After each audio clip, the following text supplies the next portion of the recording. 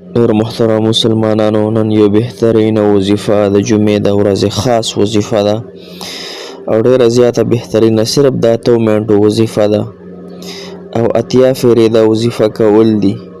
په دې سره به الله جل شانه تاسو ته دومره لوی مقصد حاصل کړي، بلکې 3 مقصدونه به الله جل شانه تاسو ته درکړي. هغه دا مقصدونه چې د محترمو دا ډېر د خوشحالۍ مقصدونه دي، ډېر د کامیابۍ مقصدونه دي. که نور هیڅ مو نشي، لیکن چې دا 3 مقصد تاسو وورئ، 3 حاجتونه ستاسو پوره شي، نو تاسو به وایئ واقعي چې ډېره زیاته بهترینه وظیفه ده. نو لهذا نن د جمعې هغه مبارکه ورځ ده، په دې ورځ باندې دا وظیفه صرف 8 منټه وکړئ محترمو، او صرف 80 کرته کول دي، 80 واري دا وظیفه کول دي. ان شاء الله 3 مقصدونه به ته الله جل شانه حاصل کی، بهترین مقصدونه، بهترین هغه د زړه مرادونه. محترم مسلمانانو، مراد د وظیفه د خایمه ان شاء الله، او د وظیفه باندې نن عمل وکړئ، د وظیفه خامخا د خپل ځان لپاره وکړئ. السلام علیکم ورحمت الله وبرکاته. ډېر محترم او قابل قدر مسلمانانو او خویندو، هغه مسافر کوم چې بهر هیوادونو کې ژوند کوي، هوګ افغانستان کې یا بهر ملکونو کې، فرانس کې، امریکا کې، جرمني کې او UK کې، هر ځای کې چې مسلمانان دي، پښتانه دي، زمارونه خویندې دي، الله تعالی دې ورته خوشحالۍ ورکړي، کامیابۍ ورکړي، الله تعالی دې بیماران له صحت ورکړي، الله دې هر قسم حاجتونه ستاسو پوره کړي. محترمو، نن زموږ ډېره بهترینه وظیفه ده، صرف 8 منټه کول دي او محترمو صرف 80 واري کول دي. 8 منټه کې 80 واري ده، ان شاء الله ستاسو به ډېر زر دا وظیفه وکړئ. په 8 منټه کې ونډه ان شاء الله کیږي، اسانه هم ده. دا وظیفه چې تاسو 80 واري وکړئ، ان شاء الله تاسو ته الله تعالی 3 قسمه مقاصد درکړي. او دا غي نه مخکې یو خبره تاسو واورئ. خبره دا د محترمو چې کله هم ځان د لپاره دعا غواړئ کنه، نو د چا چې مور او پلار ژوندي دي کنه، نو د هغوی نه خپل ځان د لپاره دعا غواړئ. صحیح ده. کو یو مولانا ته وی د دعا د ډېره بهتره ده، هغه هم درته کوي. کو یو بل نیک انسان ته دعاګانې وی، هغه هم دعاګانې کوي، خو د مور او پلار دعاګانې الله تعالی نه رد کړي، دا فورا قبلیږي. لہذا کو یو انسان د خپل مور او پلار ژوندي دي، شکر دی وباسي او د هغوی د خدمت وکړي. محترم مسلمانانو، نن وظیفه چې کومه ده انتهایی اسانه ده، او وظیفه د درود شریف وظیفه ده. دا به صرف 80 وارې تاسو وایئ، سیوا نه 80 مرتبه به وایئ.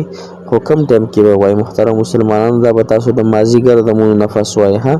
مازدیګر مونځ څنګه وشي، په دقیق خپل ځای باندې به کښېنئ، خبرې اترې به چا سره نه کوئ، او 80 فیرې به دا وظیفه وکړي.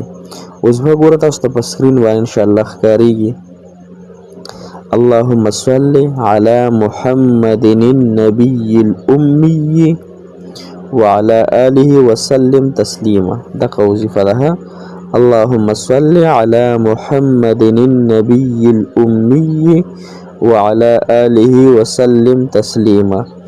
دا به صرف 80 فیرې تاسو وایئ د مازدیګر د مونځ نفس. او چې نه د مازدیګر مونځ نفس پاتې شو، خیر د باید ماښام نه وکړي یا ماسخوتن نه دې هم وکړي، ان شاء الله په دې نیت باندې چې ماته دا 3 مقصدونه حاصل شي. د دې وظیفې مقصدونه هغه 3 کم دي محترم مسلمانانو، علماو ذکر کړي دي، او د جناب محمد رسول الله صلی الله علیه وسلم نه ارشاد دی، مفهوم یې داسې دی چې کم انسان د مازدیګر د مونځ نه د پاڅېدو نه مخکې یعنې څنګه مازدیګر مونځ وشي او پاسینه په خپل ځای باندې کښېني او دا وظیفه صرف 80 وارې وکړي. اللهم صل على محمد النبي الأمي وعلى آله وسلم تسلیما. نو الله جل شانه بر دې د برکت سره د انسان د 80 کالو ګناهونه معاف کړي. دویم دا د 80 کالو عبادت ثواب وته الله جل شانه ورکړي. دریم دا محترم له دنیا ټول مشکلات په الله جل شانه اتوماتیکلی ختم کړي. په دنیا ټول غمونه به الله تعالی ختم کړي.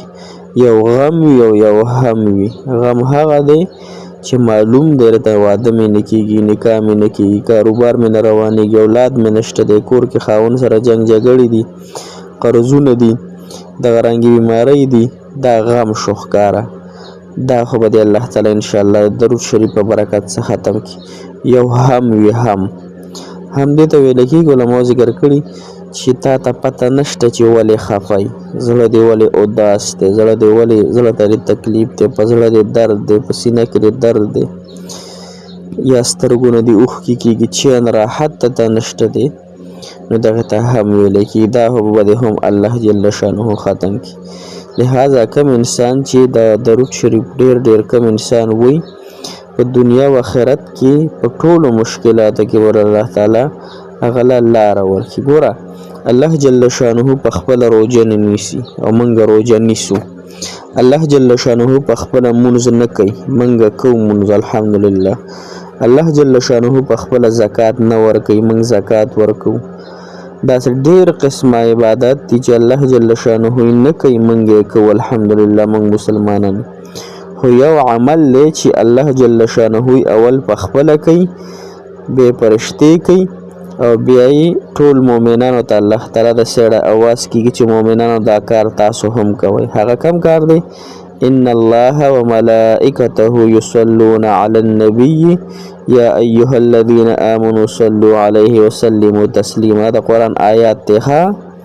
دې کې الله تعالی فرمایي چې الله تعالی په خپله هم او د الله تعالی فرشتې هم په دوانو جهانو په سردار په نبی مصطفی احمد مجتبی محمد عربي صلی الله علیه وسلم باندې درود شریف الله تعالی په خپله فرمایي او فرشتې به هم فرمایي. او بیا دې آیات کې الله تعالی مو ته هم فرمایي چې تاسو هم په جناب محمد رسول الله صلی الله علیه وسلم درود شریف وایي.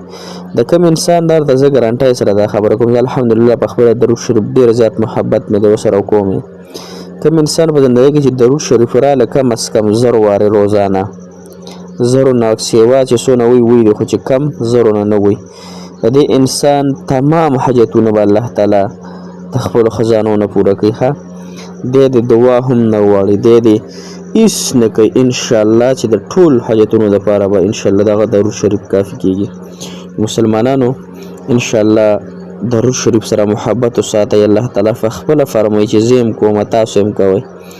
درود شریف فایدې هغه چاته حاصلېږي څوک چې په پابندۍ سره 1000 فیرې درود شریف وایي. هر یو چې وایي صلی الله علیه وسلم دا وایه، صحیح شو. اللهم صل علی محمد النبی الامی دا وایه. نور د لکم درځي هغه وایه، لیکن 1000 وارې روزانه شروع کا پابندۍ سره انشاءالله ډیره فایده به د دنیا او آخرت شي. بل غټه فایده به د وشي چې په آخرت کې به د جناب محمد رسول الله صلی الله علیه وسلم سره نږدې د قیامت هغه سخته هیبتناکه ورځ باندې چې انسان د جوانو جهانو سردار سره په څنګ کې ولاړ صلی الله علیه وسلم سره، نو هغه باندې به هېڅ پریشاني نه وي په آخرت کې. انشاءالله زه هم اراده کوم الحمدلله زه په خپله هم یم، الله تعالی درنه قبول کړي.